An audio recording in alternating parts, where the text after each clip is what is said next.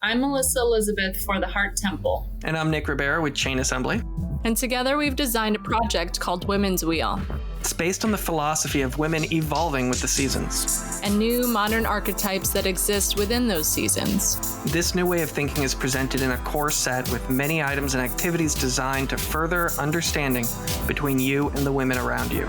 Much more than self-help, these tools are for one or more participants in a community growing setting.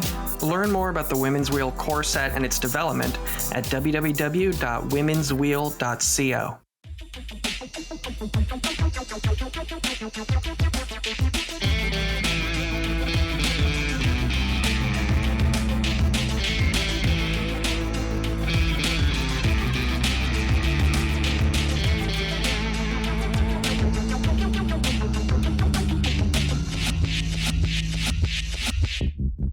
I didn't get the opportunity, but... All right, well, I am here with YaeL Kelley, under the name YaeL, I guess is what you go with. And YaeL is an amazing artist that I've met because we are in the same neighborhood, the Artist Enclave of Historic Kenwood. And YaeL has been selling art since she was 14. So, long time. So thank you for taking some time to talk to me. Yeah, my pleasure. My pleasure. So, before we started recording, we were talking about Anne Rice, because I came into her gorgeous studio and saw Vampire Armand on the table, and we were excited about how the trailer for season 2 on AMC just came out. So, you said you liked Memnoch the Devil? I did. I mean, so few people did like it. Yeah. And I think Anne Rice got really kind of perturbed with her following, because I think they didn't follow her through that process. But, you know, right. She was going through so much at the time as far as just battling with her own spirituality, her own faith, and so on and so forth. She'd come into the church, left the church, gone back to the church, you know. And I think that, you know, like all of us artists, that anything that's going on in our lives is resonating within our work. Yeah. So I look at it from the point of view of, I found that a rich undertone to reading her novel at the time. So I think I had an appreciation a little bit more. But I could see the frustration. And again, it was after a long period where she'd been just one novel after the other. So I think you reach saturation point. Sometimes you got to have a little bit of a break. Well, like, I know she doesn't let anyone edit her books. Well, yeah, I get that. And so I think that kind of, for me personally, that became an issue when her books were less about the story and more about the character's emotions, I guess, for lack of a better term. Like, as we were saying, I didn't really care for Prince Lestat, because if you tell someone the plot of this 500-page book, you're done in about 5 sentences. Yeah, and see, I found it rich. Okay. And probably the Prince Lestat had been the first time I'd read anything in probably a decade. And so I came back to it a decade older myself, you know, and I just turned 63 yesterday. So that kind of gives you I was reading, you know, the books as they came out. So I followed her through her whole career. And for me, my own artwork has evolved from, you know, I started selling when I was 14. Right. And I was portrait artist. I was trained in England. And so I did portraits and landscapes. And then I took a 10-year period where I actually ran a theater. And while I painted for that theater and was like the stealth scenic artist, I wasn't doing easel work.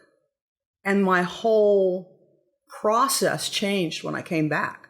So it was like I watched her really having Lestat at the beginning of the books, the first 3 books, was more it was definitely the antagonist in the interview. Yeah, I'm pretty sure she didn't expect him to be her most exciting character. Well, when she I wrote think the first she herself, the process she was going through was, you know, you don't know how these people are going to evolve in your mind. It's like I used to say, I left the country to get an education because I just abhorred expressionist art. I mean, just couldn't stand it. I wanted a traditional education, so I left. Right.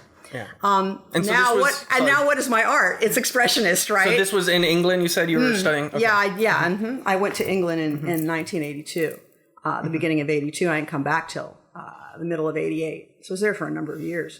But it's that kind of thing where you don't think. I think Anne Rice, you can look at her life through her books. You should be able to look at any artist's life. And so for me, I guess for me, when the way I work is process and pattern. I don't know what I'm going to do next, right? I mean, I approach painting from being inspired by something and just researching it and letting it go to its end. I have no idea when I start painting what I'm going to get to. Well, it's funny you bring that up because I was just recording an episode yesterday where we were kind of, me and the other artists were just reacting to questions people were posting on Reddit under the Art Advice subreddit community. And one of the questions that was there was like, do I keep doing the same thing over and over again, even if I'm not having fun? And then another person asked, like, how do you develop a style? And I think those two things kind of go hand in hand. It's because you need to keep practicing the same image over and over. You have to refine your craft. Right. So the first part, whether you're a writer or you're a performer or you're a painter, you have to take the time it takes to become a master at your field. Right. So you can't go, I'm going to be a fabulous pianist, but I'm never going to practice. You have to put thousands of hours in.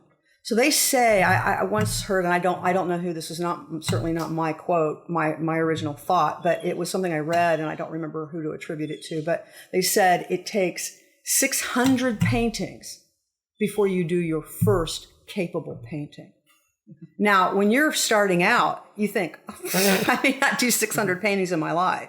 As a person who's done thousands of painting in my life, I have to say what I'm able to do now, which looks very unstructured, I could not do had I not been under such a structured way of learning, a traditional way of learning portraiture, which is so focused. I mean, I had an art teacher at one point say to me, you need to take a year of drafting. And I went, oh, I don't think so. I mean, I can't imagine anything being more horrific than sitting, measuring carefully. I freehand everything. Right. But did it teach me something important? Yeah, it did. Did I hate it every minute of it? Yes, I did. I think that is fine when you're starting. I think you definitely don't want to come to a point where you shouldn't be doing as an artist in your mid-career and your, beyond your beginning, your emerging career. Do what you love, do what's authentic, do what moves you deeply. You've got to trust your own process, and that's how you develop your own style. But there is great value in sitting and copying the masters, understanding why they painted, what they painted, the political atmosphere of the time, what they were doing, why they were doing, what their personal life was. All of that's going to be there in the paintings.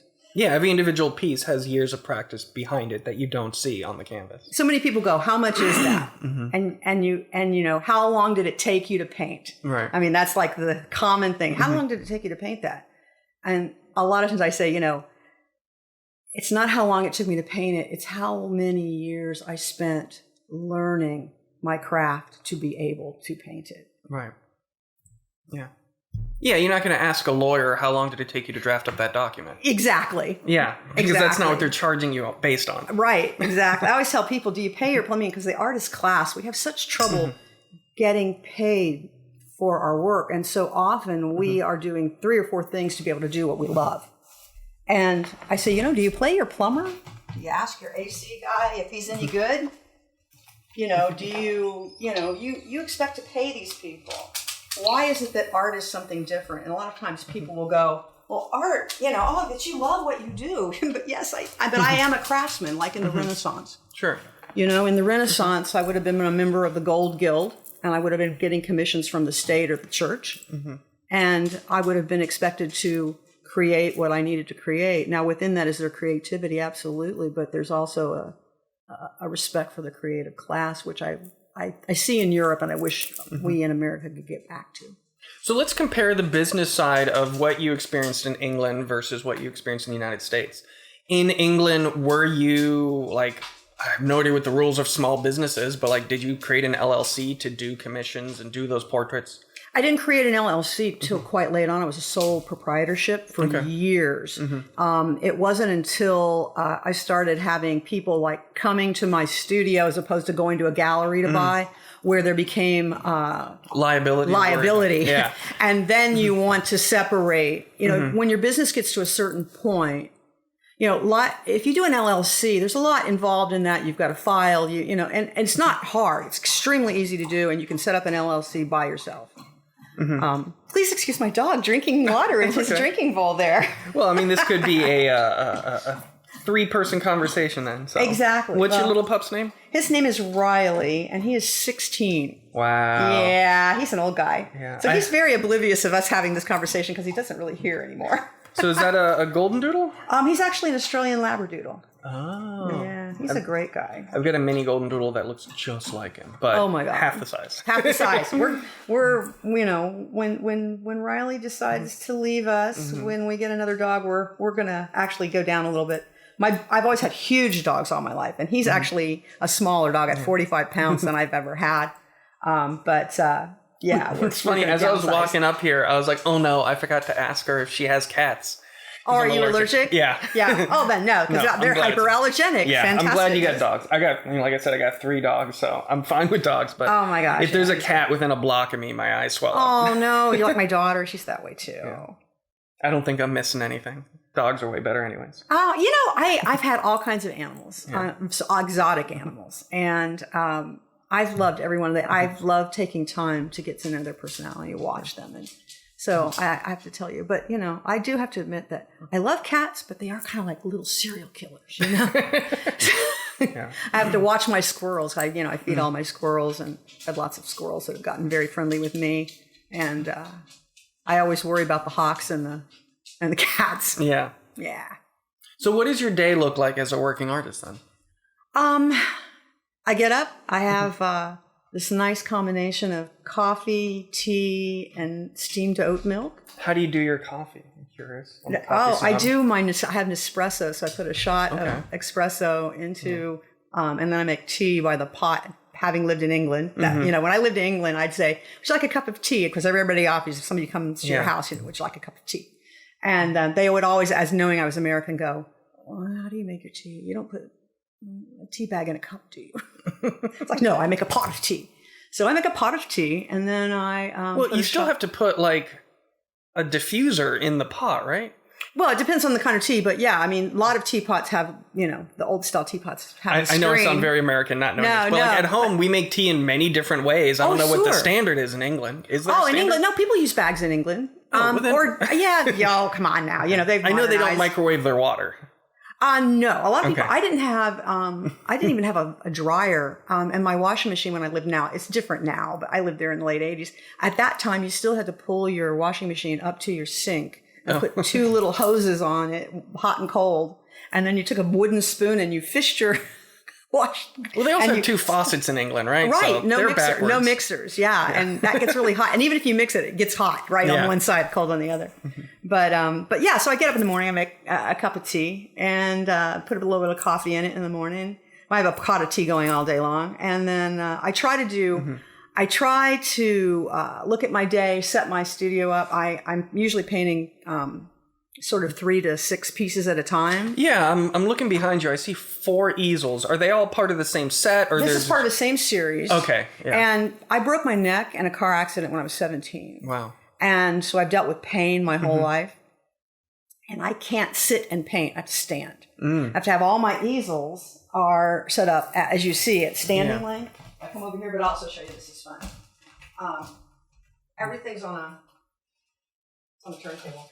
I don't know if the audio is picking you up from that far away, but the cancels rotate. The easels and the cancels rotate. Degrees. That's fantastic. Oh, yeah. That's really cool. My work doesn't have an up or down oftentimes. Do you ever, I mean, this is probably silly, but in that regard, do you go into a gallery and be like, oh no, that's upside down? No, actually, I don't. Galleries think I'm kind of fun because I'll go in and they'll go, do you have because many artists have extreme specifications about how their work is viewed.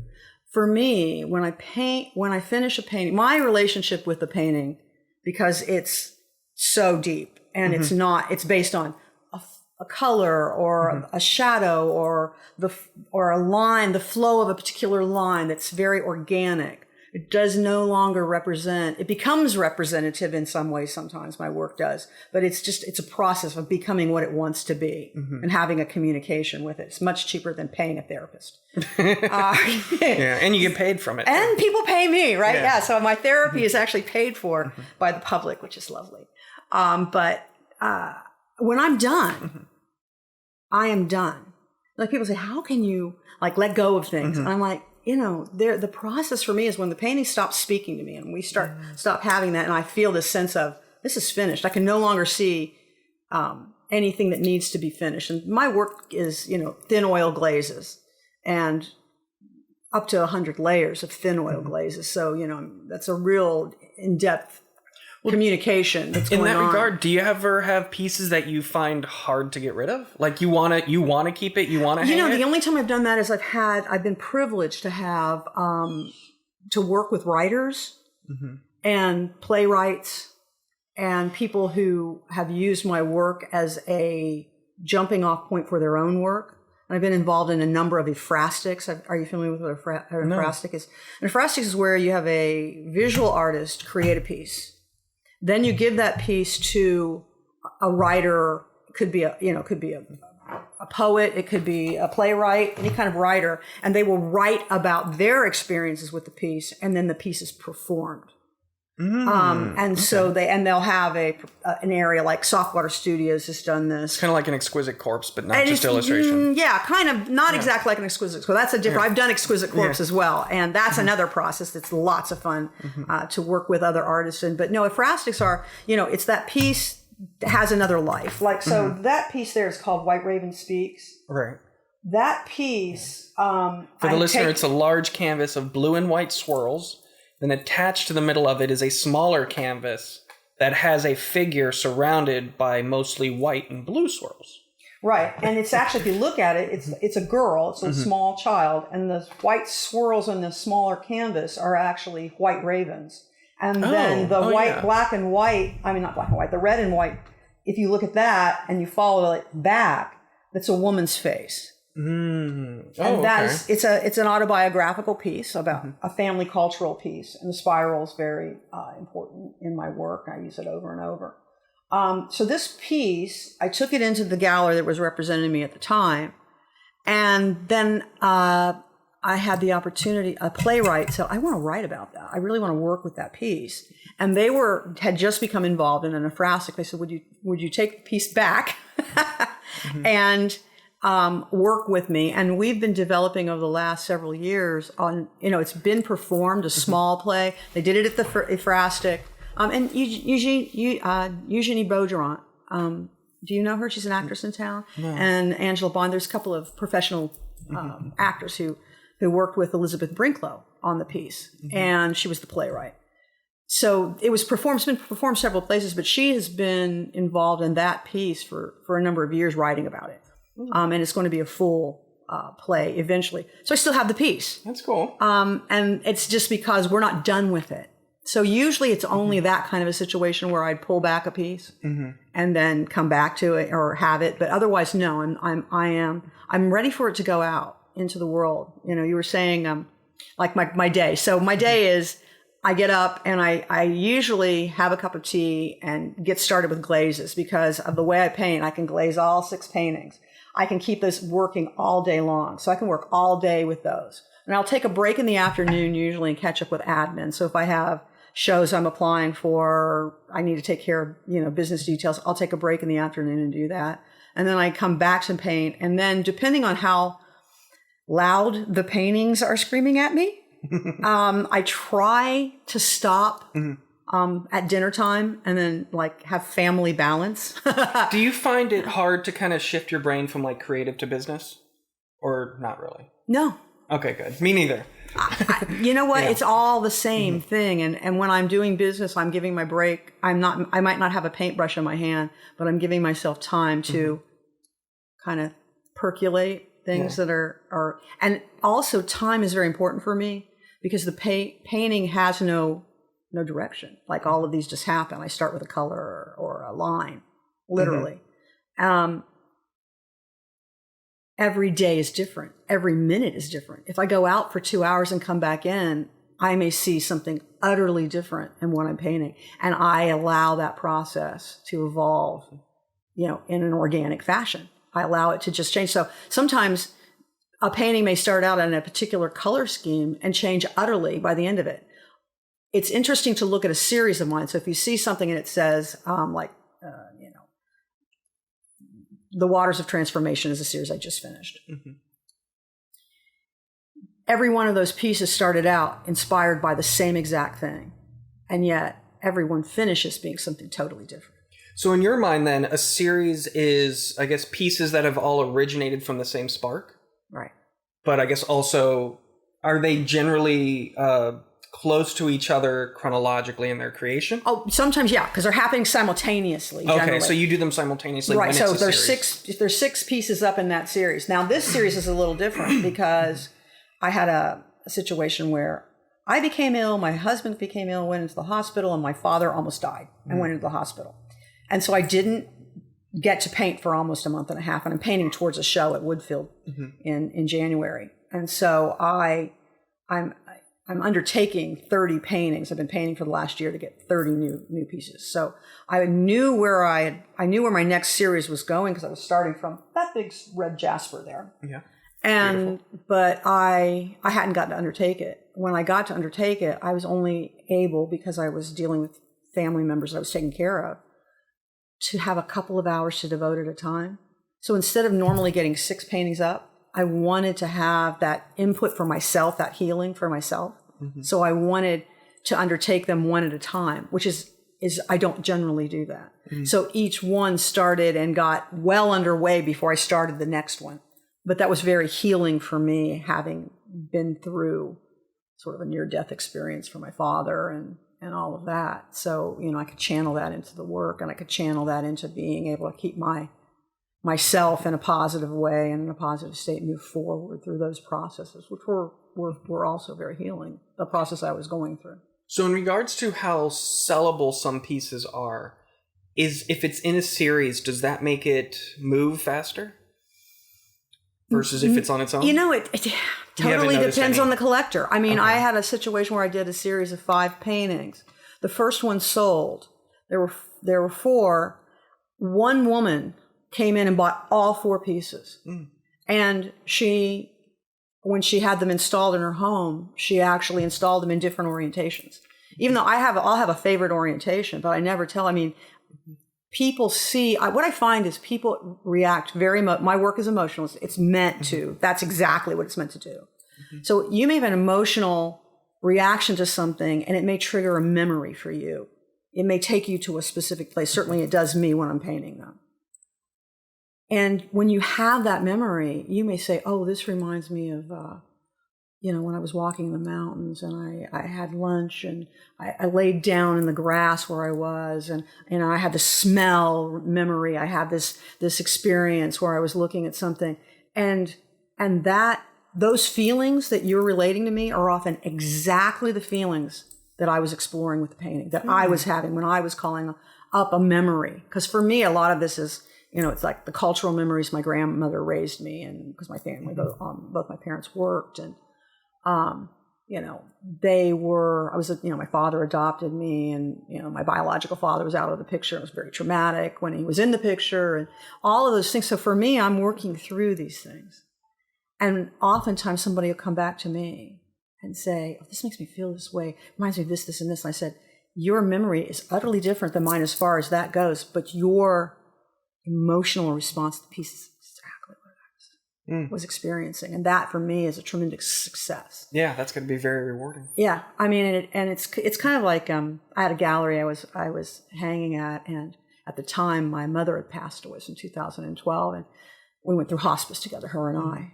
I mean, my whole family, but my personal experience with being there 24/7 at the end. And so I painted 2 years about that experience, about going as far as you can go with someone. And my mother had dementia. So, it was like she was in and out, and she was seeing things that weren't there. But I'm going through that right now. Oh, yeah. It's so tough. It is. It's really tough.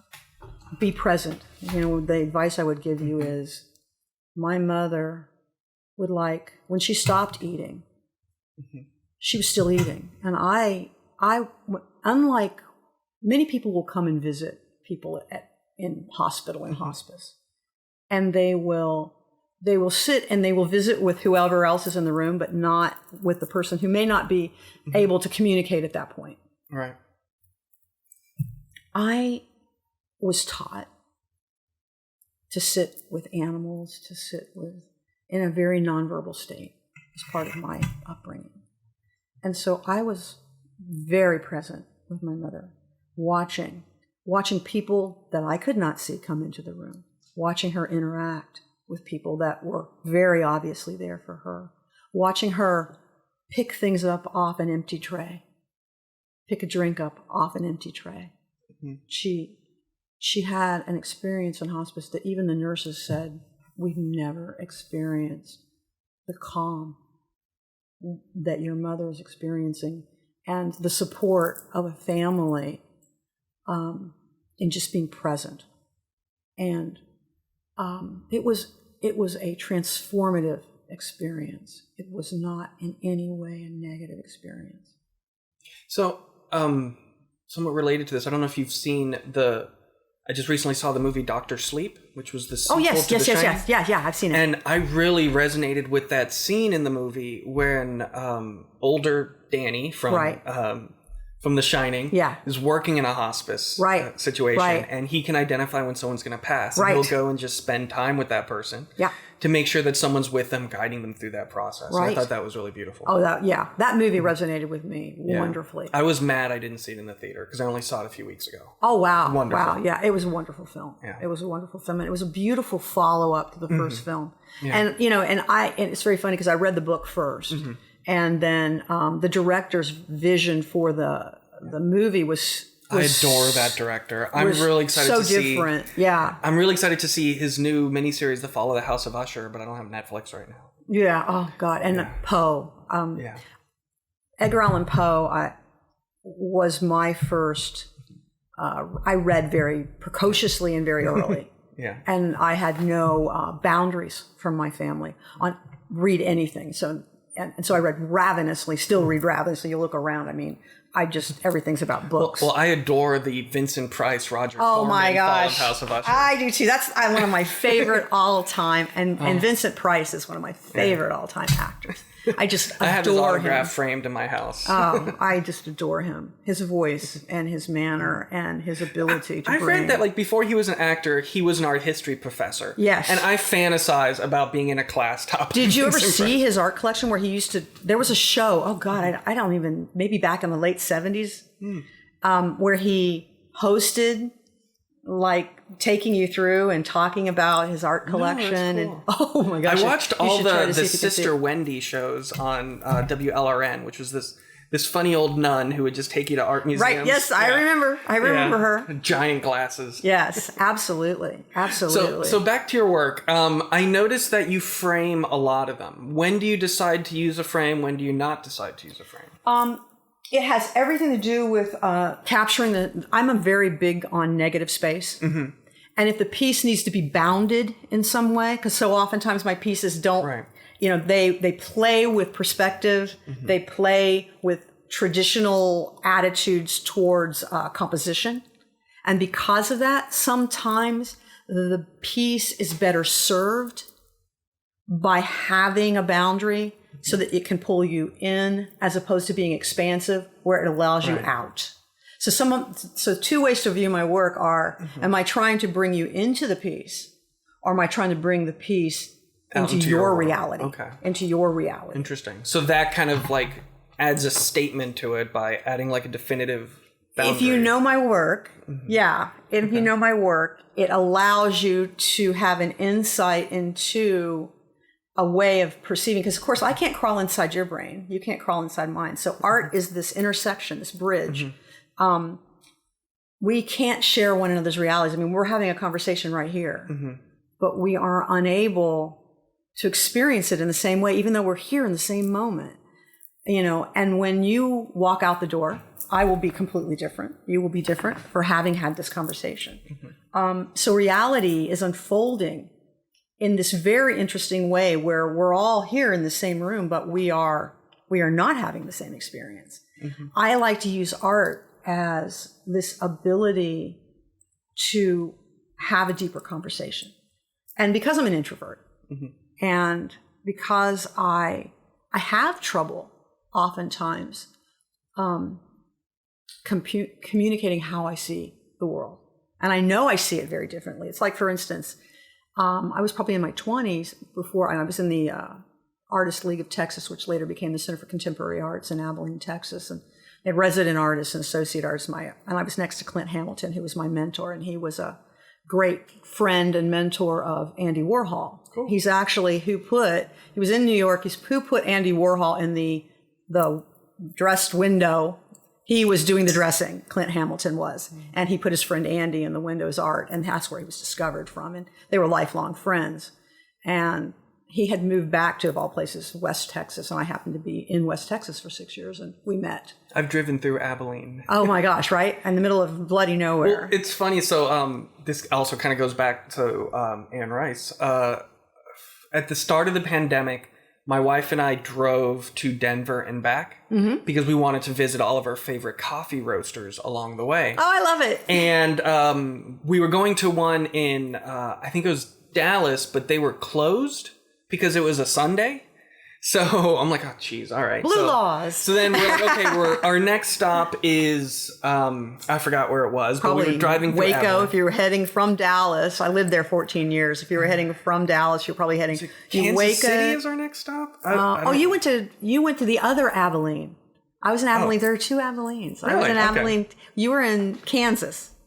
No, I'm talking about Abilene, Texas. Oh, it's Abilene, Texas. So I don't know how you got there. I don't remember the order of our stops. But so the coffee shop we were going to go to was closed on a Sunday. And we just looked at what was next on our planned route. And we looked at highest rated coffee place. And we're like, okay, there's one in Abilene, Texas. When we went there, turned out to be a mega church. And we were in our road trip clothes, and I'm like, oh, it's only rated 5 stars because all the church people have to rate it 5 stars. Sure. It was just a mega church surrounded by desert. And I'm like, well, this is terrible coffee. Yeah. And that's the middle, and that is the perfect explanation of West Texas, actually. Yeah. So we were happy to get out of there and get into Santa Fe was our next stop. Oh, wow. What a difference. So but I will tell you, there's art in Abilene because the Center for Contemporary Arts and the Grace Museum, there was a flourishing. I moved out there going, what am I going to do here? And people painted cows. And I was like, oh boy, this is going to be very interesting. But I ran into Clint Hamilton and Riley Nail in Albany, Texas. And it was a matter of, very oddly enough, there's so much oil money out there. And that oil money allowed people to send their children away for education who came back in. And there are these pockets of incredible community and incredible art collectors and incredible art. And it's such a surprise. And that was pretty delightful about West Texas, actually. So there was an artist in my college who did a piece that I don't remember the artist's name or the professor's name, but sorry, it was a professor where I went to art school. I don't remember her name, but I remember her piece was she got a poem that she liked and she took each word from that poem and painted it onto the side of cows. And then would just take photos of the cows rearranging the poem. Yeah, that's great. That's great. Just over like a week time. I think that's fabulous. What a fun installation. I hope she filmed it. That would be really. I think it was just photos, and each photo showed like different lines from the poem. Oh right, that the cows were were randomly bringing together. That's fabulous. What a fabulous concept. It was a fun idea. But yeah. So, all right, so let's dive more into the business side of this. So you said you started the LLC in the U.S. Yes. At about what point, how far into like you being a professional artist deciding, okay, I have a studio, I need to get the liability down. When did you make that LLC? I can't tell you the exact year, but it wasn't that long ago. I probably had an LLC less than 10 years. Okay. Even though I've had a professional sole proprietorship since. Well, let's see. I got back from England in 1988, and I'd been selling in England, but I was selling, professionally. It's all I was doing, and I also worked for all the major art manufacturers. I worked for Daler Rowney and Winsor Newton, Crayola crayons, and all of those guys. How does that work? Is it like a sponsorship or something? Oh, that was a great gig. Actually, I was working for. These are the things I used to teach. We're getting way off track, but it'll kind of come back around. But so in Abilene, Texas, that we were just talking about, they had 3 private universities that all offered fine arts degrees. Okay. And at the Center for Contemporary Art, where I was a resident artist, the 7 resident artists, brought those college students in and talked about what is it like to be a professional artist? How hard is it? How do you make a living? And so on. And so we would have these universities come in every year with their, their next class. And my little spiel was, and sadly, it's not much difference because I'm a founder of the Arts Alliance here in St. Petersburg. And we did a study to find out just how much artists make now. But at the time I said 10% of artists make a living in their field. 10% of that 10% make over $10,000 a year. Wow. That was absolutely, those were true statistics, but really easy to remember when you were a student. You were like, oh. And I said, I looked around the room and I was paused because it was like some people who were there and they were all getting fine arts degrees. And they would kind of do that. That doesn't sound very good. Kind of look on their face. Well, and part of the reason of this podcast is talking to people about how they get that 10%. Right, exactly. Yeah. So what I said to them, for every single artist. Yes and no, because there's a very, there's something, and I've taught it Arts Alliance here in town. They do a class every year, and you can sign up for it, and that's what it is, the business of art. It captures everything, even doing an LLC and so on and so forth. And I highly recommend you check out the Arts Alliance if you're an artist out there. They have a free directory, and they do tons and tons for the community here in St. Petersburg. So that's my shout out to the Arts Alliance. Terry Marks is is in charge. What is she calling her? So she's not the executive director. She's the CEO of the Arts Alliance now. But what I said to these people is I looked around the room because some people look pretty shocked actually, and you'd be surprised because you think you're in college and you're getting a fine arts degree and you don't realize how hard it is to make a living. And I said, all right, so in saying that, if you are like me, a person who can't do anything else, who would die without art, who's alive right now and made it through school because art made that happen for you, and you can't do anything else, then you have to be creative and you have to be an entrepreneur. And it's like COVID wasn't hard for me because I knew how to make a living. I knew how to get out there. I knew how to find new sources of revenue, because I've done everything you can do to keep working in the art field. So I've worked for interior decorators. I've worked for art manufacturers and art sales. I worked for Diamond Art, which was a distributor, which gave me an in to demonstrating in Michaels and all the different what's still around. Hobby Lobby and Michaels, I think, are the two that I can think of. They're still national. And I think Utrecht or Dick Blick. Dick Blick's still around. And they have stores where they do demonstrations. But you have to, I taught. I did everything I could do, worked on commission.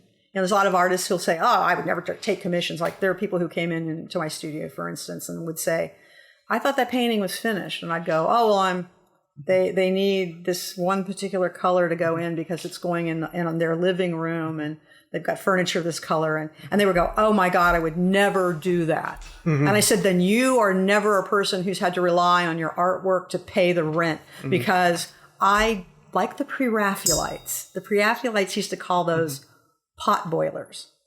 And pot boilers were the things you do, the artwork you make to pay the bills that allows you the time to make important work.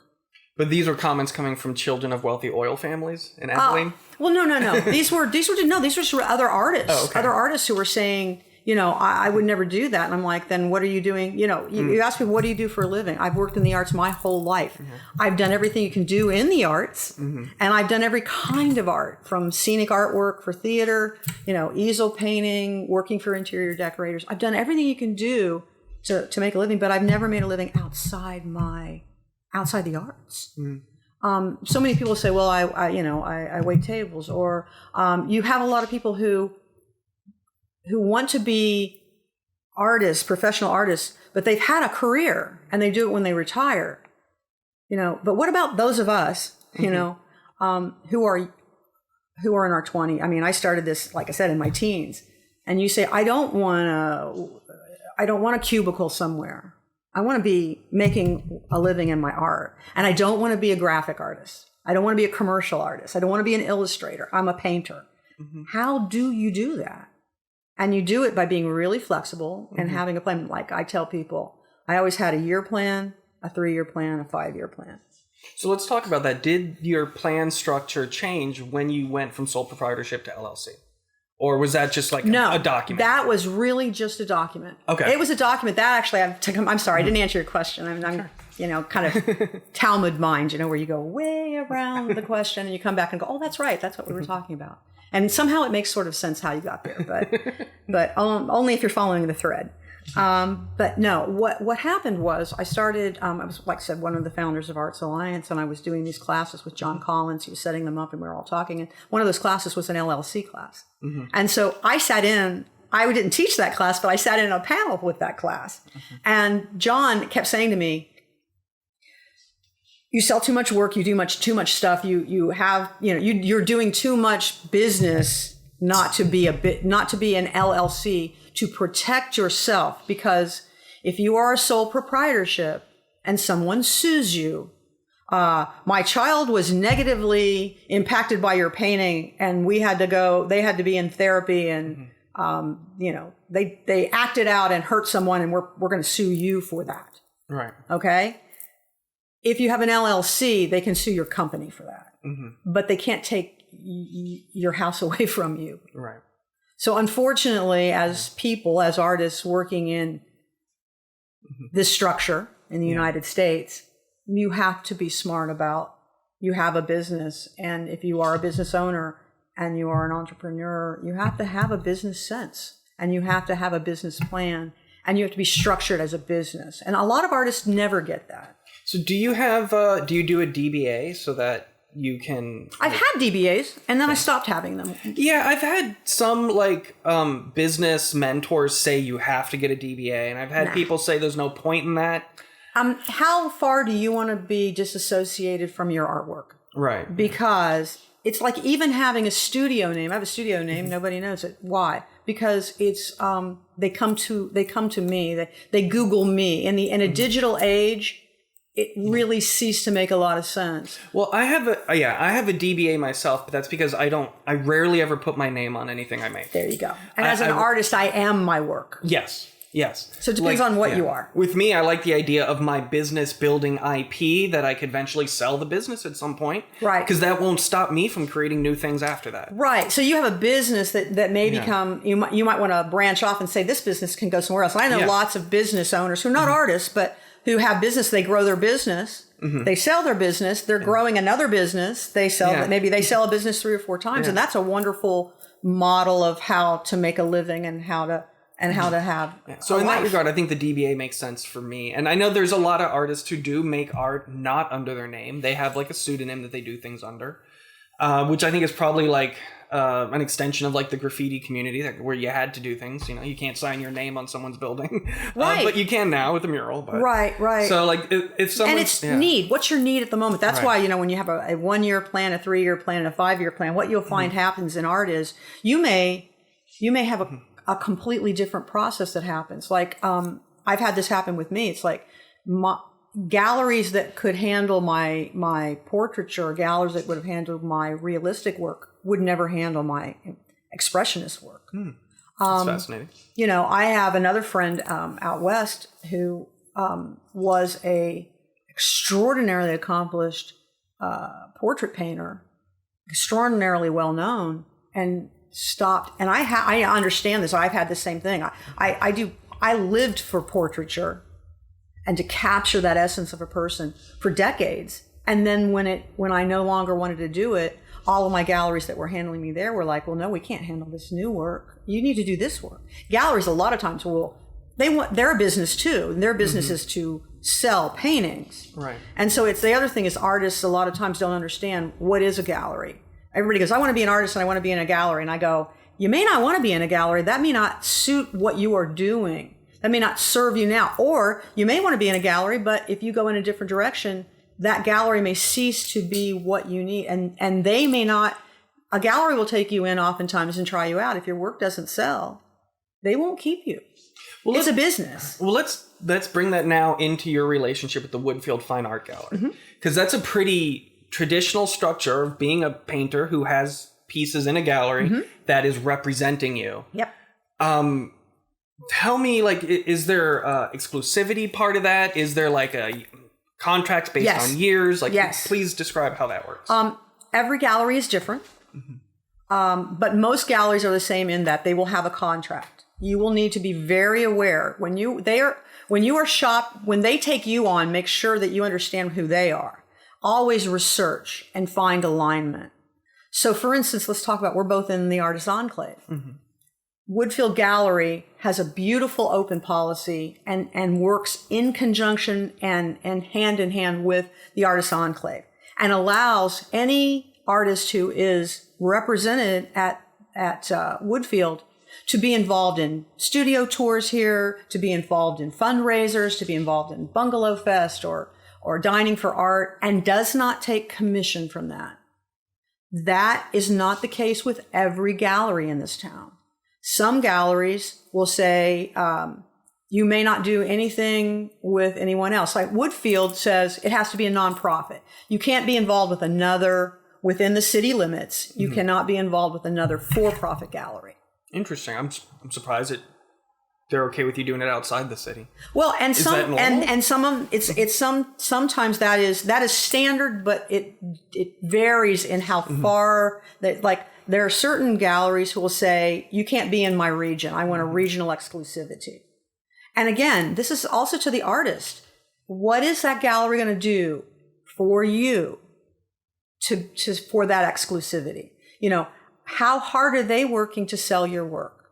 You know, how many shows do they give you? You know, do they give you a show once every 3 years, once every 5 years, once every year? How often do you have a solo show? Because that's when your biggest opportunity usually as an artist, when you can have a body of your work showing.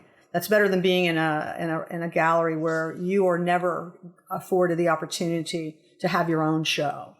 So you do have a solo show coming up at the I do. Gallery. Yes, I have one that's opening the 12th of January to be up till March. Okay. So with that impending show, if you were to try and describe like what percentage of the marketing for that show is done by you versus what percentage is done by Woodfield Fine Art, how would you allocate that? Jim is an awesome partner. Okay. And Jim will be he will be doing press releases. He will be doing publicity that he pays for. You'll be in several, you'll be in Green Bench, you'll be in the Artisan, you'll be in. We just looked into pricing for Green Bench for the Winter in the Wood, and it's I think $7.50 for a half page. So that tells way you more expensive than I expected. Oh yeah. You know, you're never discount. People oftentimes will say most galleries take between 40 and 50%. So your painting is $5,000, it sells. You get half, they get half. Now, a lot of artists who haven't dealt with gallery before are just shocked, like, how can they get half of my work? Well, they're spending the money. Right. They have a gallery is paying, they have a freestanding, they're renting or they own the building they're in. They have electric, water. They put on an opening for you. They have to publicize that opening in media, and media is very expensive. Advertising is very expensive. The time to write press releases and to get that information out there. They will have their own marketing list. Like you have the advantage of they have their collectors who collect from all their artists, and now suddenly as a single artist, you have the exposure to their entire list. And they have the exposure to you. Why are they bringing you on? Artists, what they look for is an artist who has collectors. Who has, unless they are specifically supporting, like Jim is very interesting at Woodfield because he supports both emerging artists who are just getting started and they're learning and they maybe don't have a huge collector base, and he brings them to the attention of the public, his collectors, and builds their reputation, and they build together. He also represents mid-career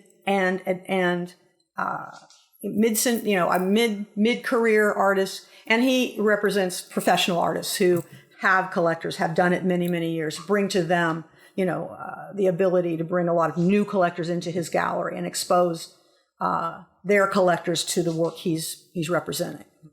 So, to answer the second part of that question, I do a lot of marketing to my own collectors. So I have my own collectors list. Jim will do for me, the first night will not be a public event. It'll be a collectors only VIP event. Nice. And you get a personal invitation to that. both from Jim and to the collectors he feels would be interested in your work, and from me to my own collectors. That's a very different evening. But at that evening, he will be bringing in, he'll cater that event. He'll have, oftentimes he'll have a band come in, a performance come in that would accentuate your work. And then he does a public opening. Again, food and wine and beverage and all of that. And then he'll do Art Walk. A certain artist will be featured with their solo show at Art Walk. So he has the show up for a month or 2 months. That's pretty standard of all galleries. Mm-hmm. And to get back to, there's a contract, and you have to be careful of that, because there's things like, some things that can vary in a contract. How long? Okay, so your work goes to say he'll have 5 of your pieces year round. He has the ability to change those pieces out. How long, say a piece doesn't sell at the gallery, comes back to your studio, but it sells 2 weeks later because somebody'd been in, found out that your show or you changed up inventory, and that piece is now back at your studio. There's a certain amount of time you're going to owe commission on that piece, even though it's gone back to your studio. Is that 30 days? Is that word of mouth? If somebody comes to you and you say to them, did you see the piece at Woodfield? Then I would always pay commission. There are some... Is it still the same 50-50 commission? Mm-hmm. Okay. Yeah, because they brought in all the exposure. They brought in the exposure. They paid to have you there. Wall spaces dedicated to you. But there comes a time where somebody comes in and it's been back in your studio for 6 months. And that person comes to a studio tour and they've never seen that anywhere else. Then that piece, you need to understand when's that cutoff. Mm-hmm. So as an artist, you need to know, is it exclusive coming in? Obviously, if it's at there, you can't sell that piece. So many artists, new artists who don't understand, well, I had it online and I have it at the gallery, and somebody online called me, and so I went and got it from the gallery and to sell to this person. That's wrong. Right. Because that piece is now part of the gallery. And if it's at the gallery, even though you've sold it and they didn't hear it was at the gallery, that is the relationship of, that's on, that'll be on your contract, and that'll be a listed piece. Digital age. Oh, I'm sorry. Go ahead. No. So the contract doesn't cover just everything you make, or not even that. The contract doesn't. So in my mind, I would think if your contract covers 3 years of a relationship with the gallery, any piece that has been in the gallery, they get half of. Well, your contract's never going to cover 3 years. Okay. Again, if a gallery's bringing you in, they may be bringing you in for a show only. So the contract might just be one show and then some other representation before and after. You may have other representation at other galleries, and you come in for that show for them. Okay, interesting. Okay, so you may be doing a show in New Orleans, and you're coming in for a show. All contracts are going to have limits to how far out they require you. So you can be, so for me, I have a show up in Dunedin right now, a solo show in Dunedin. Right. That doesn't affect my relationship with my gallery, because my gallery's relationship only extends through St. Petersburg. Now, I do the courtesy of, he knows exactly what's there. I always I guess a rule of thumb, treat your gallery well, and your gallery will treat you well. Right.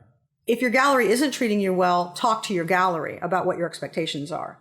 Don't sign a contract before you understand exactly what that contract means to that gallery owner. And you don't accidentally do something that you think is fine because you don't know what you don't know.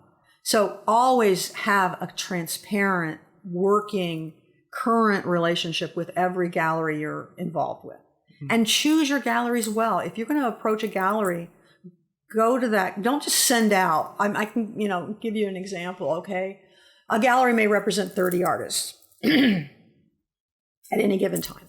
In that 30 artists, 20 of those artists have been at that gallery. They're high sellers. People come to that gallery. They know they can purchase work there. Those 20 artists are working artists, and unless they stop working, those artists are going to remain. They're going to be the sort of staple.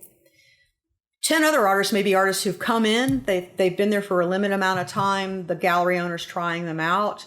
Of those 10, 5 of those artists may be working out really well, selling great guns. That gallery is not getting rid of those people if their work is selling well. They're going to keep them on. They're going to continue to watch them. They may be they may become a part of that, the 20 other artists who are just a part of that gallery, been there 10 years.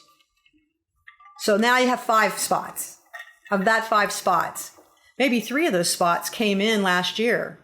Work hasn't done as well as the gallery owner thought it would. Mm-hmm. He's kind of looking to maybe see if there's somebody he likes better. And he's looking. And you get one of those slots to interview.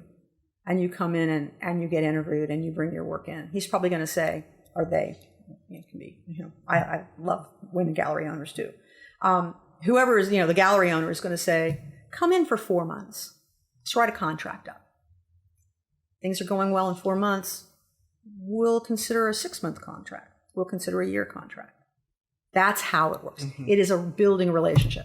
Don't ever reach out to a gallery just because they're a gallery and you have no idea what they have. Sure. Spend time. Well, just do your research. Interview. You need to do your research going into the interview. Yeah, if you're not an astronaut, you don't apply to be, to go into space. Right. So, if your work doesn't fit there. So are there any galleries you've worked with in the past that left a sour taste in your mouth? And if so, why? I've had very good luck in my career. Okay. I really have. I have to say, I've moved around a lot. So one, I haven't lived, artists, we move around a lot because we are looking for sustainability, which is hard to find. But I have had plenty of artists who have had terrible tastes left in their mouth. Generally, it's miscommunication, almost always. And I have had some instances of miscommunication where, sometimes you can be on you can be on the same track. A lot of times, what will galleries do that can leave a bad taste in your mouth? Something sells really well and you're bored and you're moving on and you're evolving, and that gallery wants you to continue to do the things that sell well. You can understand that. That was a plot point on the show 6 Feet Under. So yeah, absolutely right. And in that case, sever the contact. Say, we're moving in different directions. Thank you for everything you've done for me. Create the good taste in your mouth by saying it's time. Be aware of, don't outstay your welcome. Don't outstay your comfort level. Don't get stuck doing something you don't want to do because your work will suffer for that. There are some artists I know have been doing the same kind of artwork their whole entire careers, and they find this fabulous thing to do. And you might look at it as an outsider and go, it doesn't look like their work ever changes, but their work is changing. And they've kept it interesting for themselves. So, well, I don't think there's any shame with your work not changing. No, that's that point I'm making, really. Yeah, it's like your work can be it should be your work. I mean, if people want to keep buying pieces, keep making pieces for them to buy. I don't think there's anything wrong with that. Oh, not at all. Yeah. If it gives you pleasure, if it's moving you forward, if you are evolving and your work is staying in maybe a very narrow genre, then that is the thing you are seeking to be a master at. Right. And that's perfectly fine. Just like, I always tell people, don't send an inconsistent portfolio in for somebody to see. Don't be all over the place.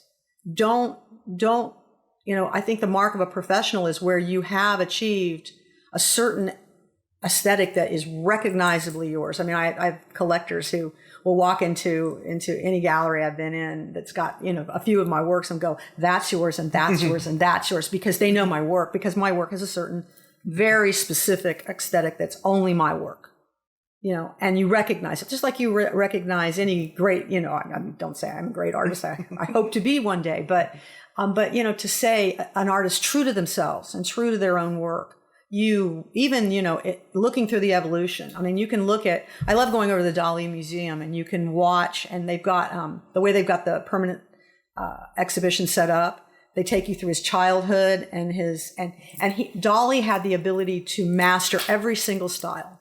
And so he went through a period where he did impressionist work and he did realistic work and he just worked it through.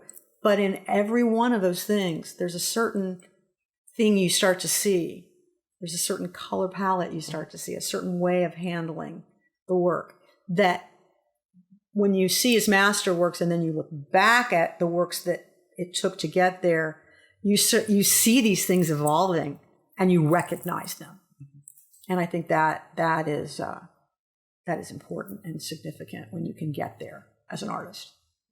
So if we're looking at your business over the last few years, what percentage would you say is originals? I'm assuming a huge percentage. Oh yeah. All of it? No. I do G clay prints, which are very high quality artist prints. I do those and I glaze and hand embellish every one.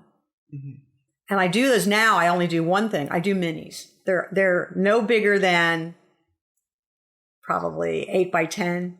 This is about the common size. I mean, so are the prints framed or mounted on wood? Or? Actually, if you look around the corner, which the audience can't do, but if you look around the corner here, there's a wall of them right there. Oh, okay. Those are all G clay prints. So they're on canvas? They're stretched on canvas, glazed and painted, and those are all open source. And so, there's some people who will collect. There's some pieces, originals that I will never do G clays up. Because it doesn't lend itself. But there are certain images that people just want over, and like people, oh my gosh, that sold. Can I get a G clay? I had that happen at my last solo show where there was. So do you document each painting? Oh yes. Okay.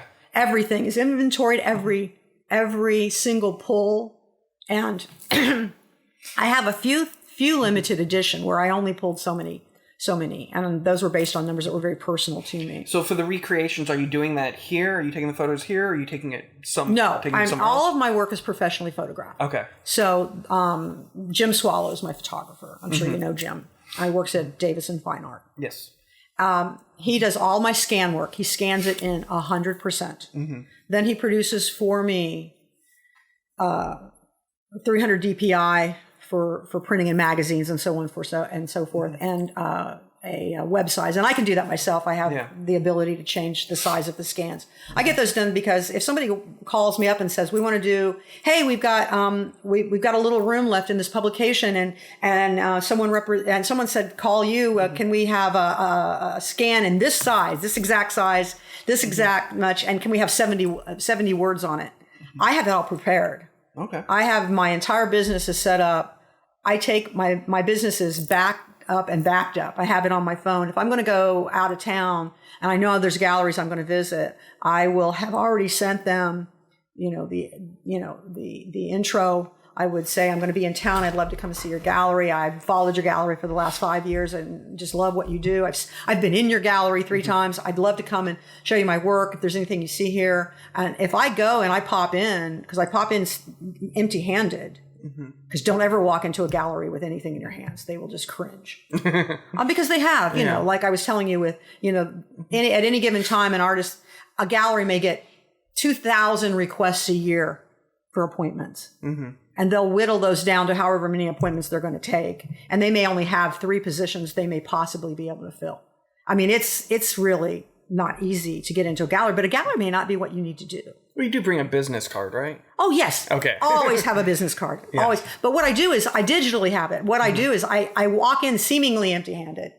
But when I take my phone out, and I don't never take your phone out and scroll through, okay? Send them to your website. You need a website.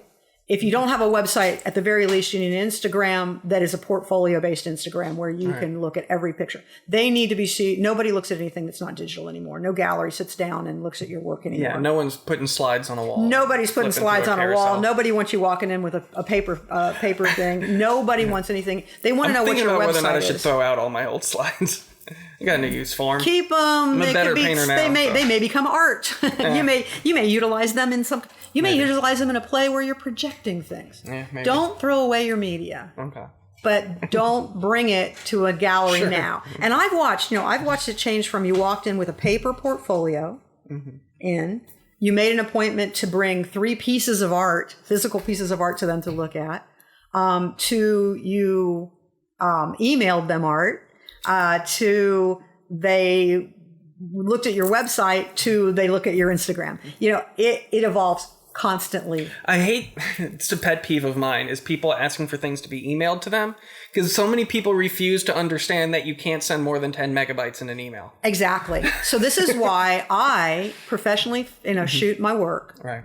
And then use a photo editor that allows me to make those web size so I can send 25 in an email and not go over what I have to do. And what I tell them in the email is, these are 150, I'm going to think not megabytes, like 150 megabytes. Yeah.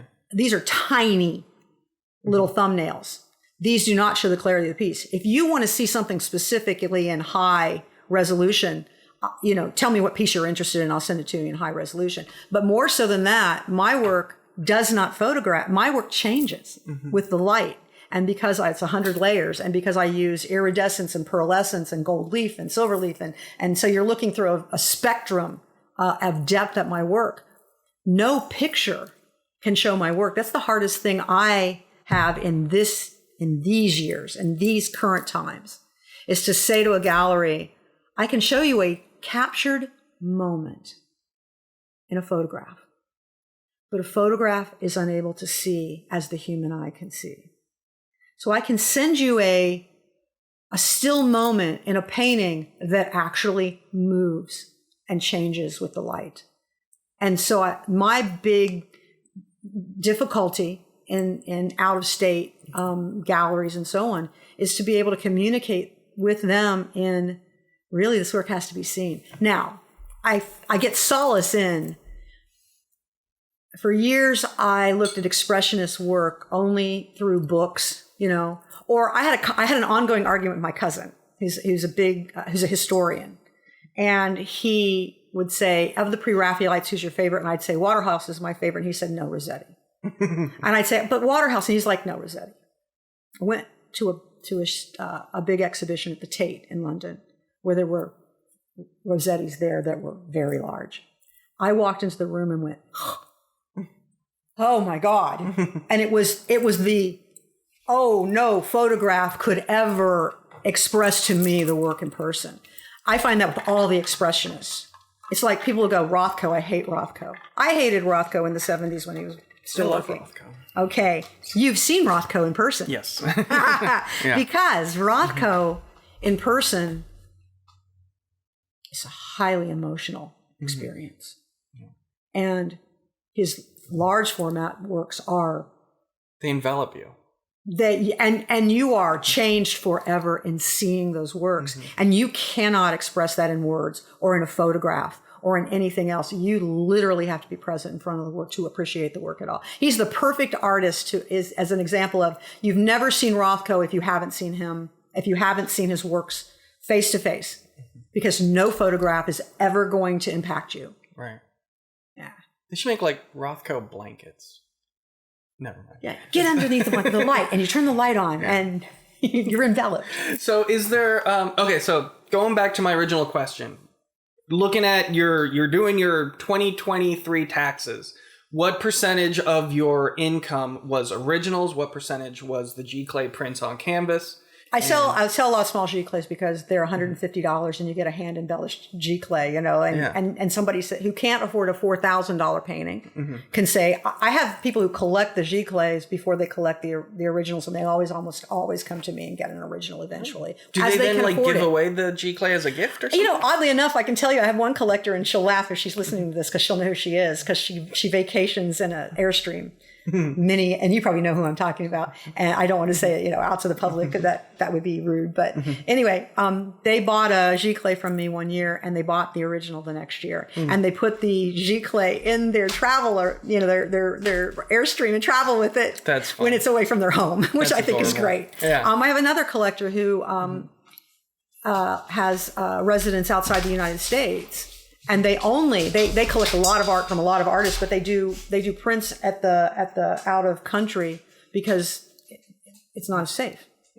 So, that's a safer thing to have the artist's work, but not have an original. I'd say, in saying that, no, income wise, because my originals are so much more expensive than my G-Clays, are probably 80. Okay. 80. 85% of my work. Probably 80% of my work. So aside from originals and G Clays, is there another source of income you're working on these? Oh, last couple absolutely. years? These are other income sources. Renting your work. Oh, okay. A hotel says, we want to put this display up. We want to put it up for a year.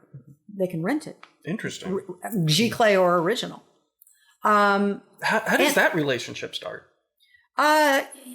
Usually for me, it started through someone representing my work outside, an agent representing me and having those connections. So it just depends on, again, networking is everything. Yeah. Who do you know? Who can introduce you? Galleries who work with other galleries who will recommend to other galleries your work. If they don't have something they want, a collector comes in, they send it to somebody at the gallery. Hotels also are usually looking for abstracts too. Yeah, well, I call that concierge work. It's usually large format. It's usually non-representative, but it depends on the gallery. It depends on the hotels. But that's called concierge art, actually, is what the name of it is. Concierge art. Yeah. Interesting. So, and also publications.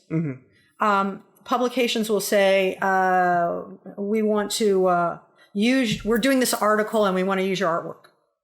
They pay you to do that. They use your art digitally. It's just income on that image. That's why prints having Is there a name for that type of thing? I mean, that's just advertising. I mean, magazines do it, books do it. Okay. Look at any book. Look at Anne Rice. Okay, so she's using Botticelli here, but artists use bookmakers use people's artwork all the time. So is that just basically like putting your pieces up on Adobe Stock or Getty Images or something like that? No, or is it that's different? it's networking, person to person. You make these connections, you build these connections over time, you get these opportunities. I'll give you, so within Kenwood, within St. Petersburg, I got to be a part of the Shine Mural Fest in 2017. Chad Mize chose my work to wrap one of the electrical boxes.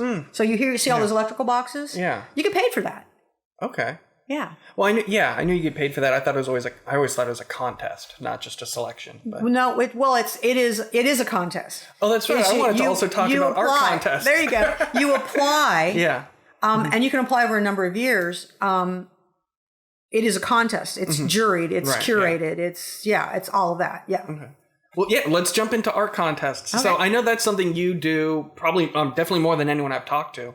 Is there like ones you come back to every year? Oh, yeah, Are you absolutely. constantly searching for new ones? Yes, and yes. All right, so tell me your history with art contests. Well, of course, when I first started, art contests were a way to become known as an artist.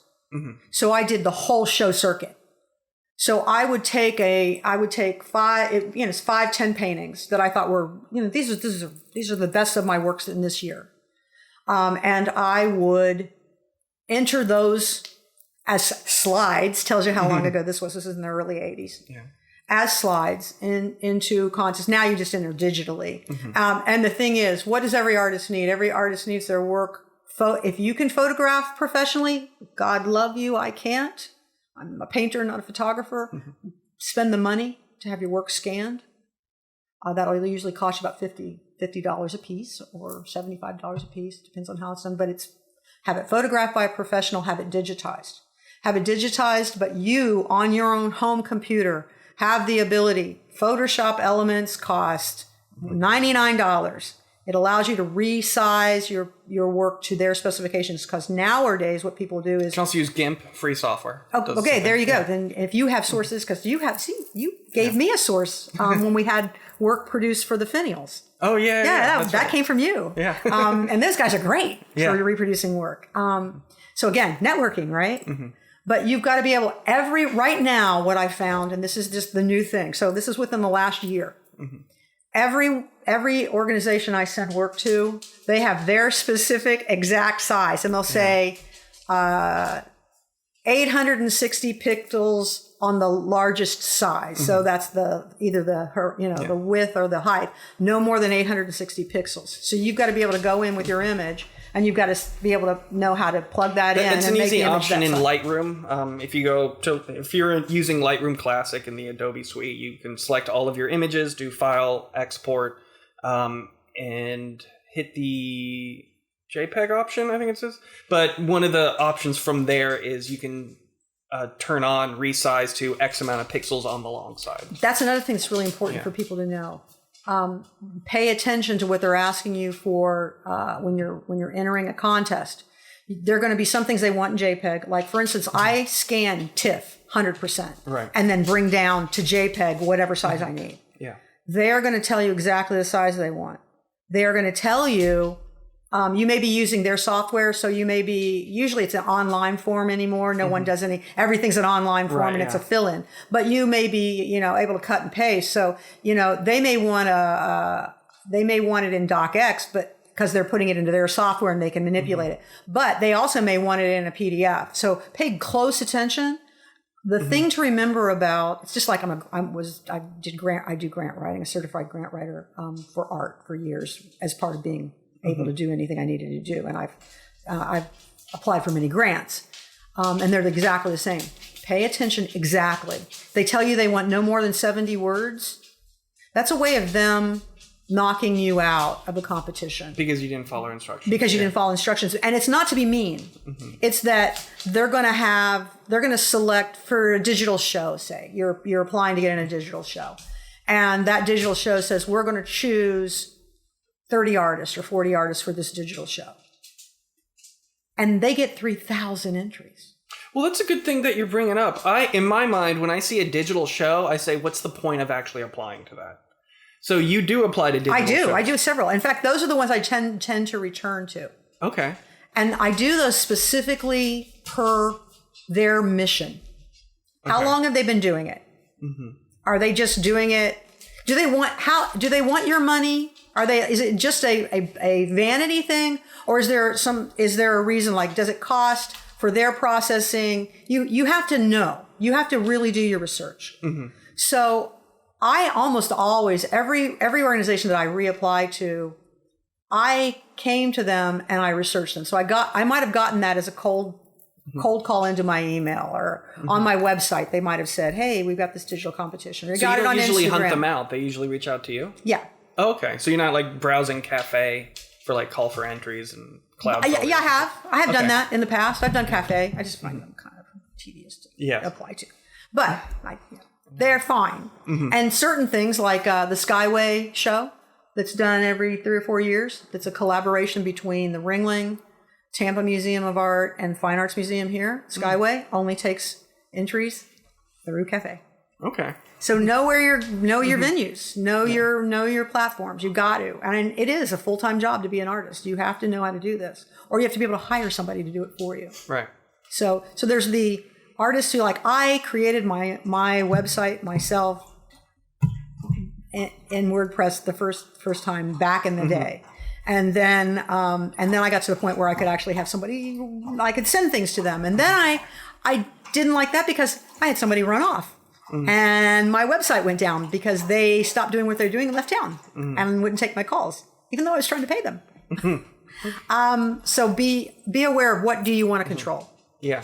You want to control your cards. You want somebody to design them, but you want control. I'm them. obsessive about controlling everything I yes, do. So, but you can only do it for so long. And then you find yourself where you get to the point you're not able to work. Yes. So it's like competitions. But that's always a good thing when you identify something that you're comfortable with letting go. Yes. And you're financially comfortable with paying someone to do it for you. Yes. So that's always a fun, rewarding. It's great when you go, and you can have it both ways. So with my website, a competition I was in said, your website is making your work suffer because your work is at a much higher caliber than your website. Well, yeah, because I'm a better painter than I am a website designer. So I hired somebody to come in on my platform. At the time, I use Weebly now.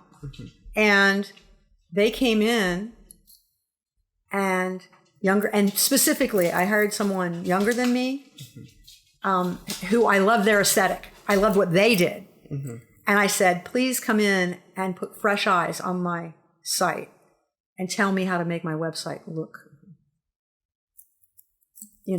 up to the par of my work. And their explanation, that the thing that they found funny was, they said, so oftentimes people want a really swank, really slick website, and the work is not so great. And she said, it's a pleasure working with you because your work is great, but your website really needs some help. Nice. So I got the best of both worlds. Then I said, I want to upload my content myself. I want to do my blogs. I want everything that I add, every word I put in. I want that to be me. But when it comes to how do I do that, I want to come to you and say, help. please tell me how this works, or please do this part for me, the mechanics of it. And when you can get to a point that you can afford to do that, that's like the best of both worlds. So in regards to how you mentioned that you log and document all of your pieces and you write for each one, is that organized through like a folder system, spreadsheets? Okay, so I've run a business my whole life, and I've evolved as it's evolved. And what I've run, I boilerplate everything. So if a magazine calls me and say I need 70 words and I don't have 70 words, I have to write 70 words, I keep that 70 words. Sure. When you go to my computer and when you go to my phone, everything matches. And when you go to my Dropbox, everything matches. So you open up my computer, you go to my art business, you open it up. You will go to taxes. If you can hear me, this is to tell you. So you go here, and of course it's going to be slow today, right? Okay, so anyway, okay. Thank you. I mean, computers never open. Sure. Just to give you a thing, you've got here in folders, you've got LLC taxes, painting and paint inventory, CV, resume, bio. These are all separate. Portfolio, grants and RFPs, public speaking docs, press and media, shows and galleries, public art, painting narratives, business cards, my galleries. Wow, that's like the exact same way I organize all of my documents too. You open up in there? Yeah. You don't open up to that. You open up to years. Mm-hmm. And it goes back every year that 10 years. You can go back in my business, open up every folder, know what I paid in taxes, know exactly every dime I spent, know what the inventory of everything was. So it's been on my to-do list for like a whole year to update my bio. Because I haven't written an artist bio since I applied to the Creative Pinellas grant last year. Mm-hmm. And I just had to fill out a form for the Dolly Dozen, and I had to put in an artist bio. And I'm reading that, and reading what I had before, and I'm like, I should update this, but it still generally works. How regularly do you update your bio? I look at my bio every time somebody asks me for something. Okay. And sometimes I will take the bio. I do this a lot. Mm-hmm. I'll take the bio, and if it's for a very specific thing, I will tailor that bio. Don't change a lot, but I will tailor that bio to what the needs of the organization asking for it is. Mm-hmm. That's the least I can do for them. Yeah. For the opportunity. As a rule, for each piece you complete, do you write like 70 words, 150 words, 300 words? I write an artist statement that talks about my work in general. Okay. Now, a gallery may say, can you tell me something about this piece? One, I'm a huge believer in if my work, you viewing my work, can't answer those questions for you, mm-hmm. I failed as an artist. Right. To experience. But and again, I always take into consideration every collector, every viewer of an artist piece. They want to know a little bit about the artist. They want to know a little bit about what did that mean, especially if it's abstract or it's expressionist. So in an earlier episode, I spoke to Jose Gomez, who mm-hmm. owns House of Shadows gallery. And he was saying he really appreciates when artists have long descriptions for their pieces. Yep. Because if he notices someone sitting there standing and reading that whole thing, he'll also know that person is more likely to then buy the piece. Yes. So having that information there, more and I supply that. I have plenty of galleries over the years who that's what they want me to do. Mm-hmm. They want a long explanation. Okay. And also if you go to my website mm-hmm. and you go into narratives, or you go into the blog part of it, same thing. When I got the grant, the professional artist grant from Creative Pinellas, you had to blog. I think you still have to blog. Right, yeah. I kept that blog. Mm-hmm. And when it went down, because Creative Pinellas didn't keep it as a back forum, I posted it mm-hmm. To my website so that people could go back. Because I hated writing those blogs, because I'm not a writer, I'm a painter. Mm-hmm. But I found that in documenting my process for an entire year, where I approached that with the point of view of if I didn't almost feel sick at my stomach to hit send to post that, because we had to post a couple times a month, if it wasn't so personal, it almost made me want to throw up to think I'm putting this out in the public eye. I hadn't worked hard enough on it. So I took it really seriously. And then having looked at it a few years later when I posted it to my own website, I went, wow, I'm so glad I did this, because I would never have thought so deeply about process or so deeply about why I painted the way I did. I've done a lot of magazine articles. I had a guy call me to interview me, and it was art for healing. And this is another thing about digital, going back to digital shows. I do a lot of art for therapy, art for mental therapy, art for healing, physical healing, art for people with disabilities. Those are very personal things. Climate change is a very personal thing. Animal rights are very personal things. So I align, when I am in a digital show, it's generally because my own personal mission, why I paint, aligns with their mission as what kind of show they're putting together and what they're trying to do. How are these artists' works elevating a higher purpose? So maybe I just don't understand what a digital show is. Is it just a website that has pictures that No, were selected? and it's many different things. Okay, so there are different types of digital shows. You have to know what kind of digital show. Generally, the ones that I'm involved with will be organizations, nonprofit organizations who are involved in a mission. So I read their mission, like Manhattan Arts International.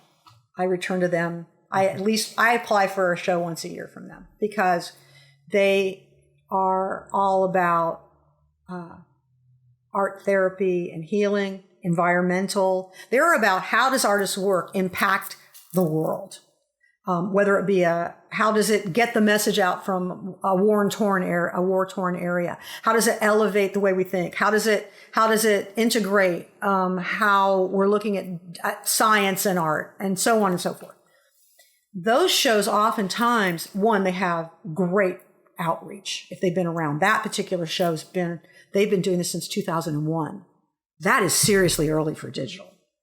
2001. Right, yeah. And they've been going on, and it's 2000, almost 2004. I'm 24. So think about how long that show's been doing it. And it's a very high caliber of artists that apply. So for me, it's like I look at, is my art going to be elevated by the artists I'm showing with? Am I elevated by reading their stories? Does it help me as a creative person to be involved with this group of people? Do they make printed materials usually that go with it? Some do, some don't. Okay. Most of it, a lot of it nowadays is just purely digital. But what they'll do is, for instance, like there'll be levels. So you get into the show, you get one piece in the show, and it's part of this show, and that goes out to an international reach, because this particular organization is international. But again, it's like a website. It is a website, but it's going into people's emails. It's going into people. It's reaching. Its content is reaching out. They have a huge email list. They have an enormous email list that's going in, and it's going to businesses, and it's going to other artists, and it's creating an atmosphere of advocacy for artists to work together, organizations to get to those artists. So it really has a positive effect. They are not seeking to gain anything from you. That organization is not getting money from you for that. They have an entry fee. Every art show has an entry fee, because someone takes the time to curate and upload and create the website where that show is going to exist. And those small amounts and they're usually very small fees. They're like $10 or $15. Yeah. I mean, they're a lot. They really are to do the admin, the background, coding to make that happen. Then those things have outreach themselves. So they reach through email, but they also have like a YouTube page, and they curate video created out of the shows. Yeah. They have publications that are print publications. I never thought of those things as a marketing opportunity for yourself as an artist, but that makes a lot of sense. I always just thought of it as like, why is this person doing a digital show? But I didn't realize the fact that they're also marketing people to come look at that show. Yeah. And you don't have that. You as a single person don't have the ability to have that kind of reach. And the caliber of artists being very high, your work is being curated with artists that are on an international level if you made it into that show. And presumably they would then add a link to how people can find more about you. Every one of the shows that I'm involved with, they announce the winners. They reach out into every Facebook, every platform, and email lists, and paper, magazines and so on that carry them and so on. And they have a very vast website themselves. Right. So it sounds absolutely worth the effort of applying. Oh my gosh. Yeah. You're not mailing anything out, so that helps too. Right. And you're not taking something off the market to sell. I'm not, if I enter that show and the painting goes into the painting is not like at a gallery where I can't sell it unless they sell it. Right. It's not tied up for 6 months. It is nothing but a benefit. And so you go out into that, and then they will curate down. So they'll have so many artists who, 5 artists will be chosen to have an article written on them. And then you'll see 5. Every artist who makes it in, they have a 70 words about themselves as an artist, the work that got chosen, and their website, and their Instagram, and everything, every platform they use. And it's a link directly to that. So another thing that, Creative Pinellas has done. Creative Pinellas now will they do these cards, probably one sitting around here somewhere. But on the back of them. Maybe that one? Red Cloud Indian Arts Gallery? No, that one. Here we go. Right here. Okay. So that show, that's the work that, there's 3 pieces. That's the work they chose. On the back of that card, you could scan to buy it. And to go to my website. And this was then talked about by an actual art critic who wrote up the piece. They started that. I love that. That was worth being in the show right there. Did they mount that for the listeners? This is like a 4x6 double-sided printed card that is mounted between 2 blocks of acrylic. This I put it between, but they had it in a rack, card rack. And they said they couldn't keep them in. They had to order 3 or 4 times because people came in and saw the show and went, I'll take the card. And you go home with the ability to go right to that artist's website. Nice. And that's the same thing with digital shows. You're going to have a link directly to your website. Right. Anytime I get into one of these digital shows, my hits on my website goes right up. So I didn't even realize until you started describing the ins and outs. I didn't even realize, but there is a digital show that I look at every month. It is the software that I use for my digital paintings is Clip Studio Paint. And so it's not every month. Every year they have an annual illustration competition for people who use the software. And I always feverishly look at that. And I didn't realize that counts as a digital show. That is exactly what that is. Yeah. And you may see another artist, or you may get ideas. You may be inspired. You may see trends as artists. Because we're so often introverted, and even if we're not introverted, extremely extroverted, we spend a lot of time in a room looking at art, looking at a canvas, looking at a screen. If we're a digital artist, whatever we're doing, we're spending a lot of time with ourselves and not getting out into the world. Sometimes I like that. If I'm working on a certain show, I don't want anyone's influence but my own. I want to go deep. But also, sometimes once I've created for a while and I put a show together, it's like all the serotonin in my brain is gone. Yeah. And I want to interact. And I want to see what are other artists doing. And I want to have that ability. And digital shows give you that on a global format.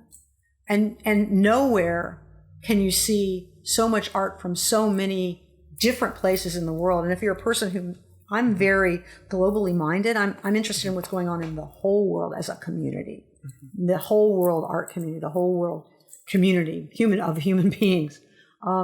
So that's a good outreach. Now, every digital format, if you're using, it's like people say, oh my God, you're still on Facebook. Well, I'm not on Facebook to do Facebook. I don't endlessly scroll through Facebook, but I do realize that there's a lot of my collectors who are older who that's where they see my work. So I post my work to Facebook. I post my work through Instagram because it's easy because it just feeds over. But I have a digital portfolio because there's a lot of people who have Instagram. It's a great place, even for galleries, to if they don't want to go to your website and see your website, they can just look at a whole gallery of your artwork right there. And you don't have to say anything about it unless you want to. But the thing that's different about Facebook, that's only your friends and the people you've gathered. Instagram, you're hashtagging. So then now it's going out to huge groups that you don't even know who's looking at your work. Right. Something as simple as Arts Alliance has a directory, and you can say to yourself, why should I be on the Arts Alliance directory? Why should I go through the, putting 3 pictures up and writing a bio and keeping up? I got a show from Ocala from that. Okay. A solo show, public art solo show in City Hall, because they were looking at the Arts Alliance, their cultural affairs, their arts cultural affairs, looking at the Arts Alliance as how did they do that? How are they doing it in St. Pete? As a CALA was looking at it, and went to the directory to look through the artists that were in the directory, liked my work, and gave me a show. I just hung 2 pieces in Lakeland City Hall. There you go. Yeah. So we've been going on for a while, so I have one last question I want to get to. I want to ask you. Is there anyone that you have been, maybe inadvertently, modeling your art business after? Not your art, but the way that you run your business. Anyone who's inspired you, business-wise?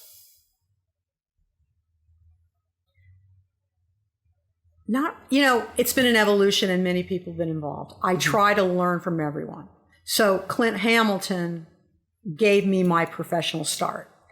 So Clint Hamilton showed me how to photograph my work and do slides at that time. He showed me how to market myself. He showed me how to open my gallery to the public. He showed me those things. When I went to Dallas and became an artist in residence for an actual art company, they opened me up to being involved with all the art manufacturing companies, and I learned how to be a contractor from them. So they taught me how to be a contract artist, a 1099 artist. That taught me a part of the business. I worked for a theater. I learned I became a certified grant writer for that arts nonprofit, took that into my business for writing grants for my for-profit. So not one person to model after anybody who can give you tools to make yourself successful as a business. And it doesn't even have to be art. All right. So with that in mind, so you have a solo show at the Dunedin City Hall Chambers Gallery, and the opening reception and artist talk is going to be October 25th. Correct. And 6 to 8. 6 to 8, yeah. So this episode is probably going to be coming out next Wednesday, so this will be just in time for that. Brilliant. You have the solo show in St. Petersburg at the Woodfield Fine Art Gallery. That one opens January 12th. And the art walk is going to be happening the following evening on the 13th. Correct. So if you're in St. Petersburg. That's 2323 Central Avenue. Yeah, it's a wonderful place, and you definitely want to see it too before Jim moves to Pennsylvania. Correct. It's going to be up through the first week of March. And you've shouted out the Arts Alliance quite a bit. Arts Alliance, please look them up. Yeah, they curate Shine. They work with the city. Yeah. They do everything. They are an incredible artist resource. And then aside from that, we're also in the Artist Enclave together, and we're going to be doing the studio tour together. Hopefully, we get more people in our quadrant. Yes, because we are in the same quadrant. Yes. So. All right. Well, thank you very much, YaeL. It's been amazing speaking with you. Thank you so much, and I appreciate the opportunity. Thanks. Art for Profit's Sake is recorded through Riverside FM, distributed through Spotify for podcasters, and edited on Adobe Audition. The music is provided by Old Romans. If you learned anything useful or found this podcast helpful, please rate and review us 5 stars. If you want to learn more about me or my art, head over to chainassembly.com.